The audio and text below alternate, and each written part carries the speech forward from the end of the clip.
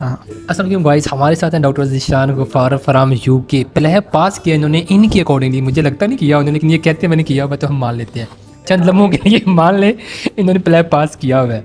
और ये 3 से 4 साल वहाँ प्रैक्टिस करके अभी पाकिस्तान में आ चुके हैं मेरे पास। हम बहरे में बैठे हुए हैं 5 साल यार। 5 साल चले।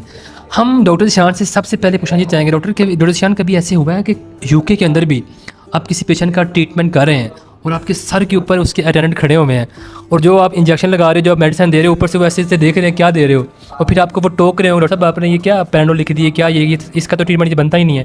कभी यूके में आपको ये चीज़ फेस करनी पड़ी? अच्छा आमिर, आपने बहुत अच्छा सवाल पूछा है। अच्छा कभी आपसे सवाल पूछता हूँ, कभी आपने देखा है कि अभी आपको लगता है शादी नहीं हुई?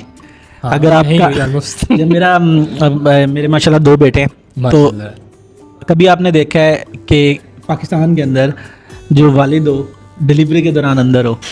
कभी भी नहीं हुआ।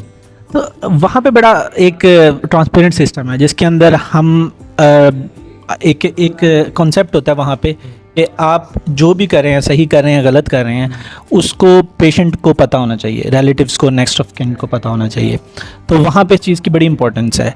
और यूजली डॉक्टर साहब ये बताएं कि उसको पता होना चाहिए, यहाँ पे भी सारी बातें पेशेंट को गाइडलाइन देनी चाहिए, बट यहाँ का जो पेशेंट है और वहाँ का जो पेशेंट है, लिटरेसी रेट का भी तो बहुत फ़र्क है ना, कि यहाँ का जो होता है देखें आप, उसको थोड़ी सा बता दो कि वो अपने घर पर जाता है। देखें आप बड़े एजुकेटेड पेशेंट हैं, आपकी वीडियोस भी जो देख रहे हैं, ठीक है, आप पढ़े लिखे लोग हैं, ये तो समझ रहे हैं बात को, जब ठीक कहना चाह रहे है। हैं। तो पेशेंट जो होता है ना, वो सबसे ज़्यादा जो उसका अटेंडेंट होता है, ठीक है, वो सबसे ज़्यादा मरीज़ के करीब होता है। तो देखें अगर मरीज़ पूरी दुनिया में मरीज़ के साथ जो अटेंडेंट होते हैं, उनके बहन भाई होते हैं, वो परेशान होते हैं। तो कोई भी आपको जानबूझ के तंग नहीं करता, वो परेशान होते हैं अपने मरीज़, और वो देखना चाहते हैं कि अच्छा हमारे मरीज़ के साथ क्या ट्रीटमेंट हो रहा है, और वो इस चीज़ का उनको हक है। तो आप इस चीज़ से उनको रोक नहीं सकते। अगर आप इनकम्पिटेंट हैं, अगर आपको प्रोसीजर नहीं आता, तो कोशिश करें कि आप उसको अच्छे से प्रैक्टिस कर लें मैनिकन्स पे, ताकि आप रियल पेशेंट पे आपके हाथ ना काम पे।